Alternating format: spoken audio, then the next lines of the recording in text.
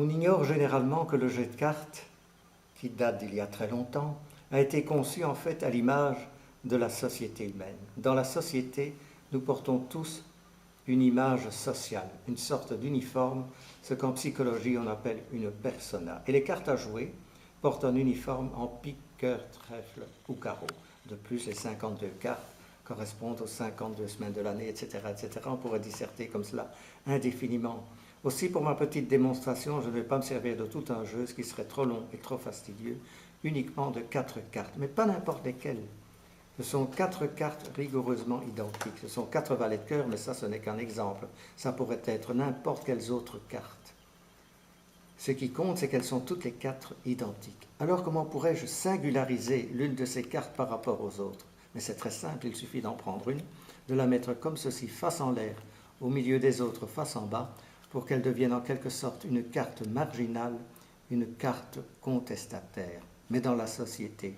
Comme dans le jeu de cartes, on n'aime ni les contestataires ni les marginaux, on n'aime surtout pas ceux qui empruntent les chemins qui ne mènent pas à Rome, et donc on va observer que les autres cartes vont obliger cette malheureuse à rentrer dans les rangs. Ça, c'est vraiment triste. Mais il existe plusieurs manières de récupérer les marginaux. L'une d'entre elles consiste à les mettre à la mode. Regardons ceci. Je vais mettre à nouveau la carte marginale, mais cette fois-ci face en l'air au-dessus des autres, face en bas, pour pouvoir mieux la contrôler. Et cette fois-ci, on va constater que toutes les cartes vont se mettre face en l'air. Ça, c'est encore plus désespérant. Essayons une nouvelle fois, en mettant la carte marginale face en bas, au-dessus des autres, face en l'air. Et rien à faire, je me retrouve avec 4 cartes face en bas.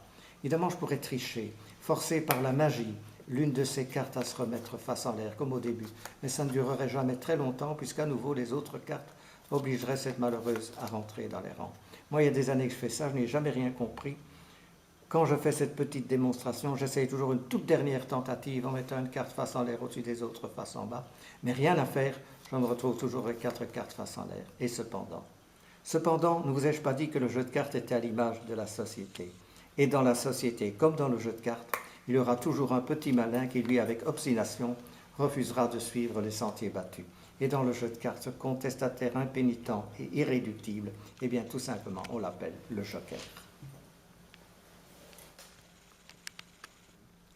Les magiciens font des choses extrêmement bizarres. Ils envoient les 4 as dans le jeu pour les retrouver ensuite. C'est étrange, mais l'important, c'est qu'ils les retrouvent par magie, évidemment. Alors, envoyez les 4 as. Et je vais essayer, je dis bien essayer de les perdre dans le jeu. C'est extrêmement difficile pour un magicien de perdre les 4 as, puisqu'en fait, il les retrouve toujours. Alors, je vais vous demander, si vous êtes bien d'accord avec moi, que les 4 as se trouvent à des endroits différents du jeu, distants les uns des autres. Parfait. On va les perdre comme ceci.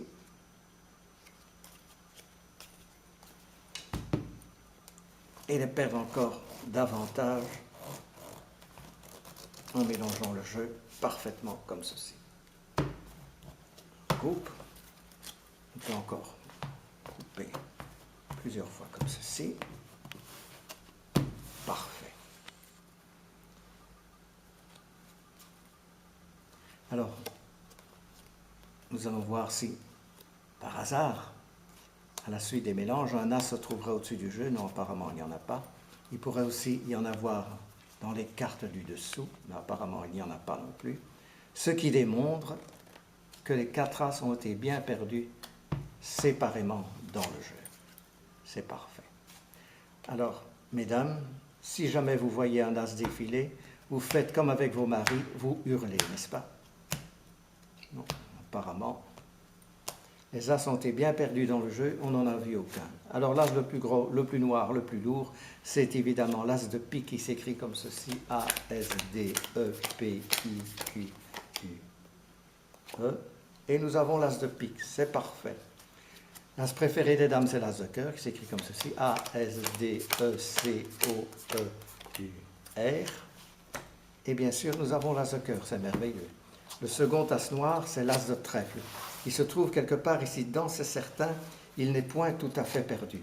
Alors en trichant un tout petit peu, en regardant la dérobée, non, ici il n'y est pas, ici non plus, Mais il suffit de faire la passe magique pour que l'as de trèfle apparaisse comme par magie. D'ailleurs, c'est de la magie, que serait-ce d'autre. En toutes circonstances, il faut bien sûr rester rationnel. Il reste un as à trouver, c'est l'as de carreau. On ne va pas se simplifier la vie, bien au contraire. On va encore mélanger le jeu à fond, afin de rendre la découverte de l'as de carreau encore plus difficile. Et je vais essayer quelque chose d'impossible. Je vais essayer de couper directement sur l'as de carreau. Ça, c'est quand on n'est pas né pour la chance. C'est un 5. Comme c'est un 5, on va compter 5 cartes. 1, 2, 3, 4 et 5. Et bien sûr, nous avons l'as de carreau. Mais qu'y a-t-il de plus élevé qu'un carré d'as? C'est bien sûr une séquence royale, une quinte floche. S'il vous plaît. Je vous ai dit tantôt que le jeu de cartes était à l'image de la société humaine, et dans la société comme dans le jeu de cartes, on a souvent observé, sinon toujours, que les dames adoraient se réunir entre elles pour dire du mal des hommes. C'est malheureux, mais c'est ainsi. J'ai ici 4 dames de carreau, et 4 10 de trèfle, ces 4 cartes ayant été tirées de 4 jeux de cartes, évidemment. Les 10 de trèfle ne sont importants que pour une chose, c'est pour trancher sur les dames rouges, qui elles évidemment sont très importantes, ce sont elles que nous allons suivre tout au long de notre expérience. Comment pourrait-on empêcher ces dames de se réunir pour cancaner? Eh bien, c'est très simple, il suffit simplement de les alterner comme ceci avec les cartes noires. C'est à cela que les cartes noires servent. J'ai donc 8 cartes, 4 rouges alternées avec 4 cartes noires.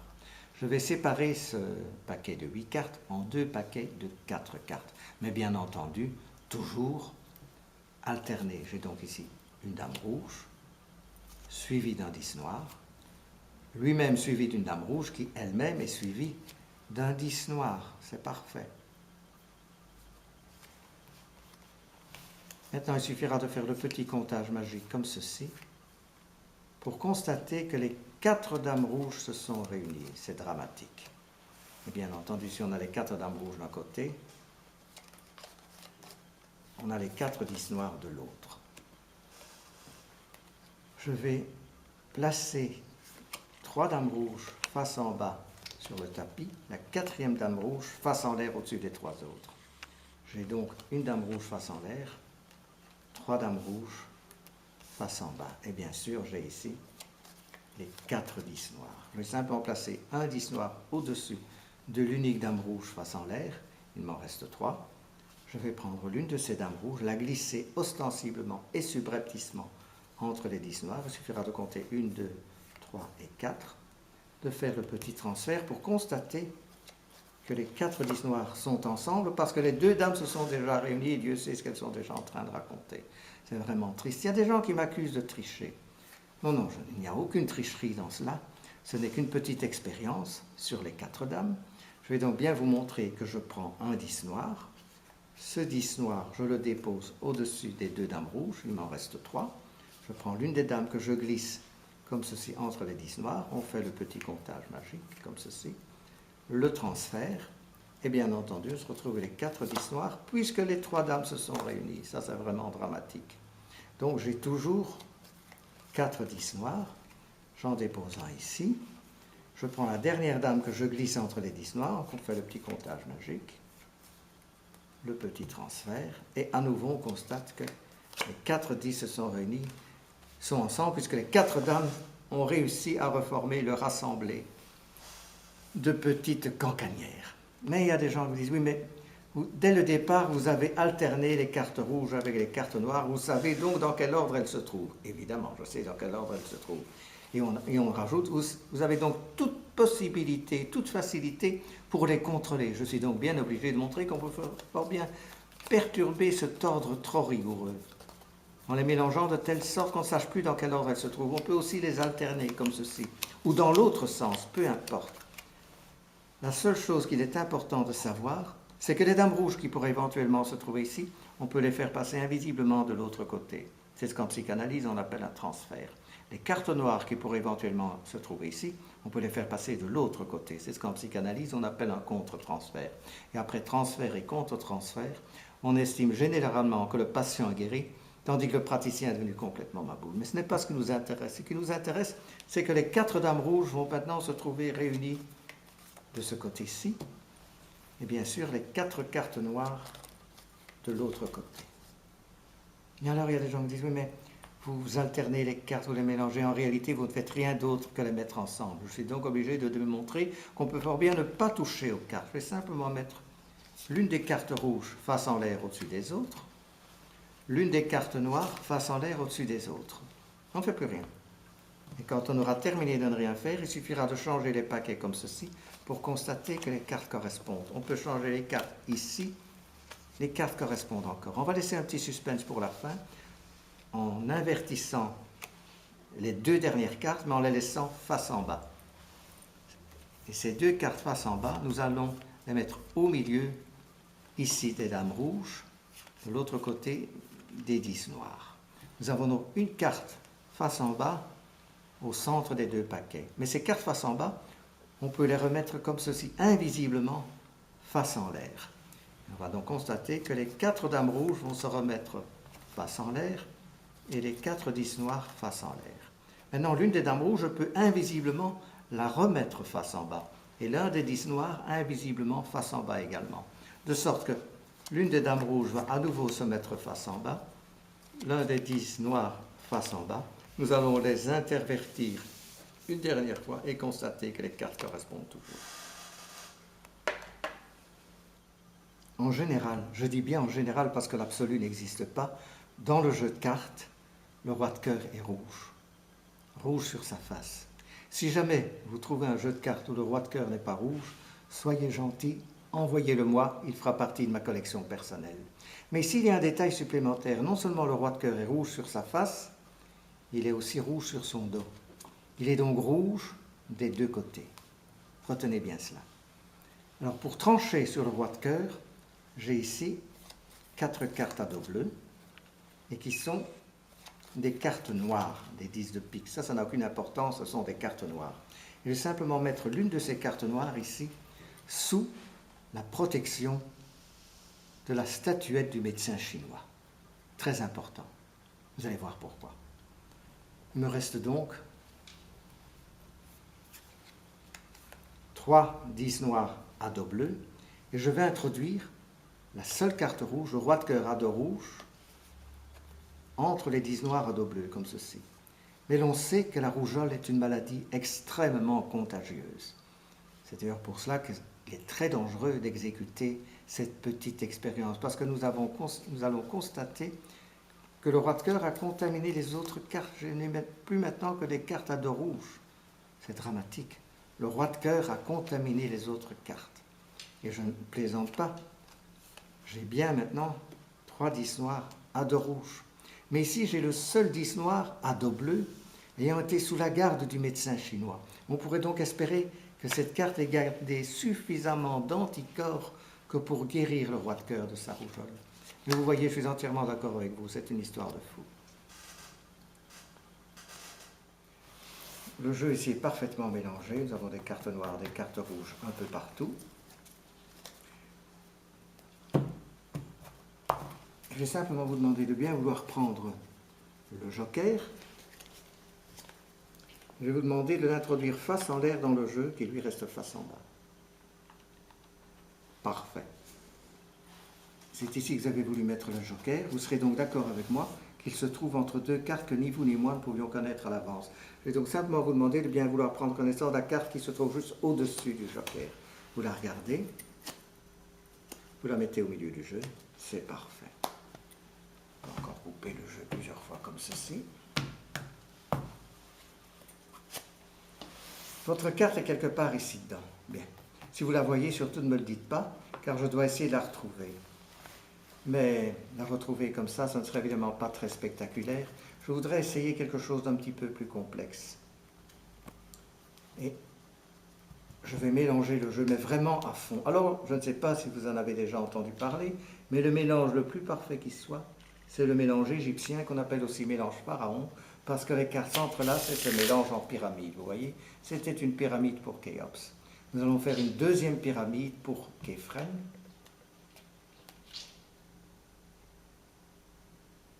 Parfait. Et une troisième et dernière pyramide pour le pharaon qui, comme vous le savez, a inspiré Walt Disney, Mickey Mouse. C'est parfait. Le pharaon qui avait des oreilles de souris. C'est fait. Une troisième et dernière pyramide. C'est parfait. Vous serez d'accord avec moi que votre carte est maintenant définitivement perdue dans le jeu. Mais je vais quand même essayer de quelque chose d'impossible en essayant de couper directement sur votre carte. Comme c'est impossible, vous allez quand même me laisser 2-3 possibilités. Alors vous pensez intensément à votre carte. À propos, quelle était votre carte? L'as de trèfle. L'as de trèfle, c'est parfait. Je pense que oui, c'est bien l'as de trèfle. Mais j'avais pris mes précautions puisque j'avais aussi coupé sur le second as noir l'as de pique et pour ne pas être en reste, bien sûr, avec les 2 as rouges. Mais qu'y a-t-il d'à peine inférieur à un carré d'as? C'est bien sûr un carré de roi. Et au Moyen-Âge, quand les rois partaient en guerre, ils ne partaient jamais seuls. Chacun d'eux était toujours suivi par toute son armée. 1 fois, 2 fois, 3 fois et 4 fois. Merci beaucoup. Cher ami, je vais à nouveau vous demander de bien vouloir prendre une carte. Vous la regardez, vous ne me la montrez surtout pas. Car je vais l'introduire ici, dans le jeu. C'est parfait. C'est parfait, parfait, parfait. Et je vais maintenant tenter une petite expérience très particulière, car je vais mélanger le jeu une moitié face en bas, une moitié face en l'air, comme ceci.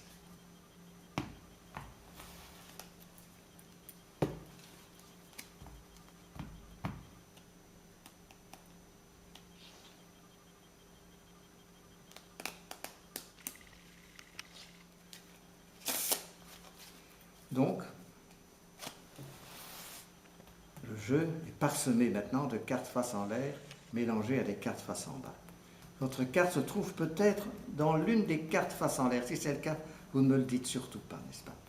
Car il faut, évidemment, poursuivre l'expérience jusqu'au bout. Alors, il suffira de faire comme ceci, vous voyez, pour qu'instantanément, tout le jeu se remet dans le bon sens, sauf votre carte qui, bien sûr, était le 4 de trèfle. C'est bien ça? C'est bien ça. C'est bien ça, voilà, c'est parfait. Bon. Chers amis, nous allons utiliser ici un jeu de cartes, une statuette, c'est celle du médecin chinois. Le médecin chinois est extrêmement important. Et ensuite, nous allons nous servir de quelques dés. Ici, il y a 3 dés, mais 2 dés suffiront. Je vais simplement vous demander, cher ami, de bien vouloir jeter plusieurs fois les dés sur la table, sur le tapis, afin de vérifier qu'ils ne sont pas pipés, qu'ils tombent chaque fois sur des nombres différents. Oui, c'est bon. C'est bon? Alors vous les jetez une dernière fois. On obtient un total de 6. Alors je vais compter 6 cartes. 1, 2, 3, 4, 5 et 6. Vous serez d'accord avec moi que cette 6e carte qui a été déterminée par votre jet de dés sera bien votre carte. Très bien, oui. Vous la regardez, la montrez au public. Vous ne me la montrez surtout pas. Vous la retenez bien, vous la mettez sur le jeu, là où elle vient, là d'où elle vient, et vous coupez le jeu et vous complétez. Parfait. On va encore la perdre davantage en coupant le jeu plusieurs fois comme ceci.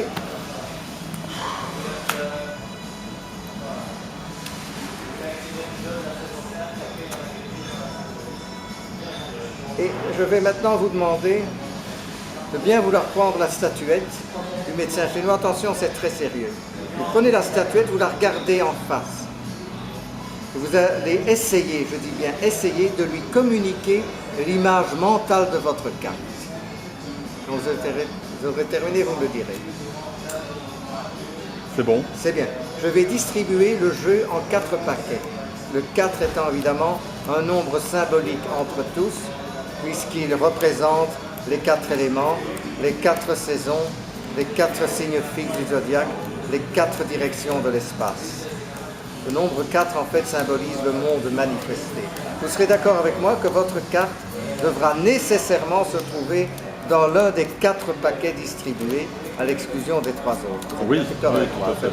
c'est parfait.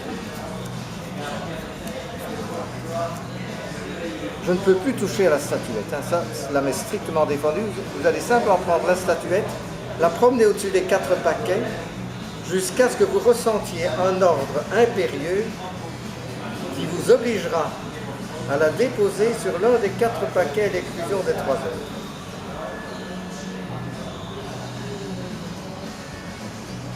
Parfait.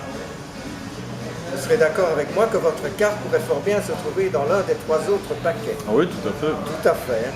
Donc elle pourrait par exemple se trouver dans ce paquet-ci. De toute façon, nous allons l'éliminer.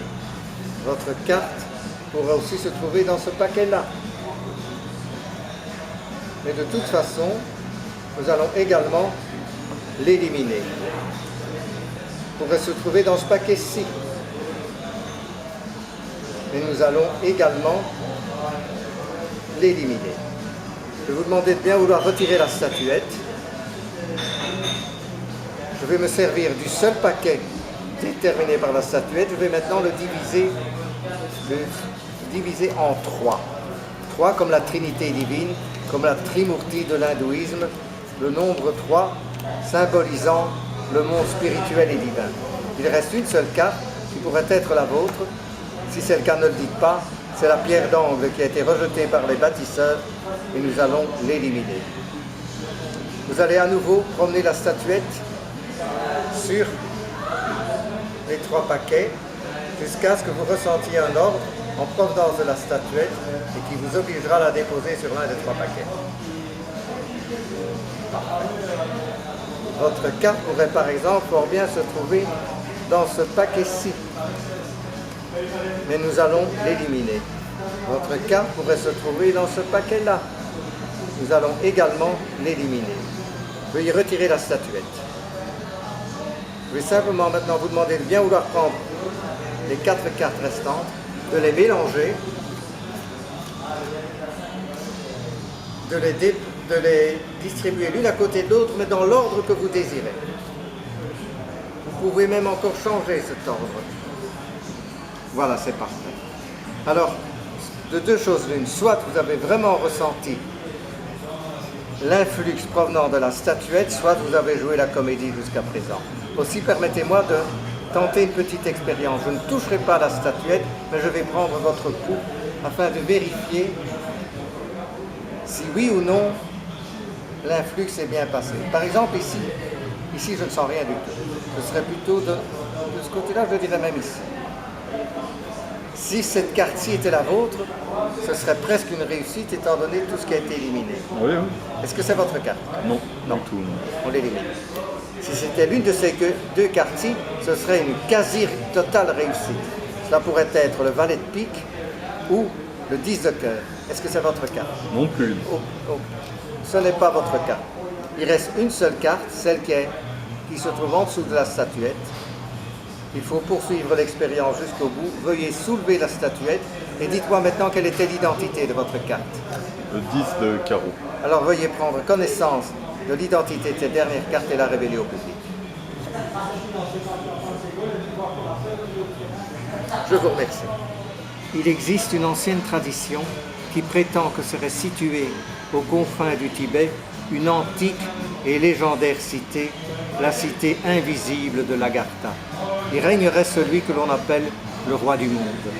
Bien entendu, au cours des siècles et des millénaires, de nombreux rois se sont succédés à la tête de cette étrange et mystérieuse cité. Nous allons simplement les représenter par les rois du jeu de cartes.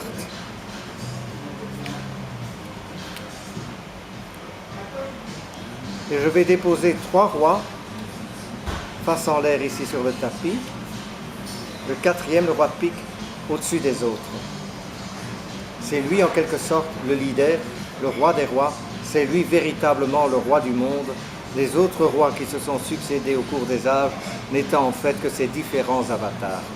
Quant à la muraille qui entoure la cité, elle sera parfaitement représentée par ce ruban de cartes au dos rouge brique. Et quant à la population, elle sera représentée par les faces des cartes, mais des cartes à face blanche, des cartes qui n'ont pas été imprimées sur leur face. Et je vais mettre l'une de ces cartes à face blanche ici, face en bas, sur le roi de pique face en l'air. Et ces deux cartes seront sous la protection d'un garde armé de la cité. Il me reste 3 cartes à face blanche.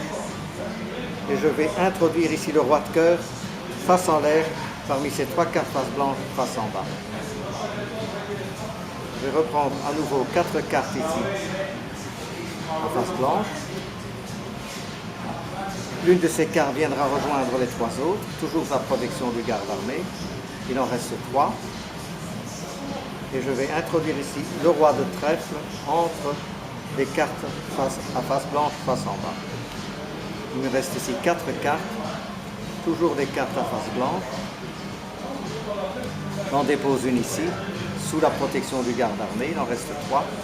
Et j'introduis le dernier roi, le roi de carreau, entre ces cartes.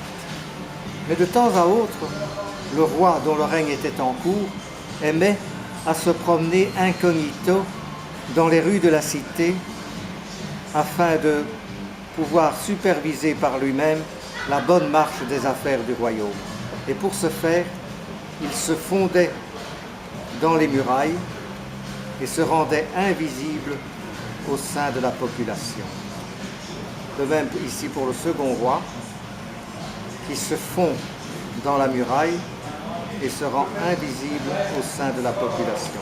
Mais si les rois de l'Agartha avaient le pouvoir de se rendre invisibles, ils avaient aussi, si j'ose m'exprimer ainsi, le pouvoir de se rendre visiblement invisibles.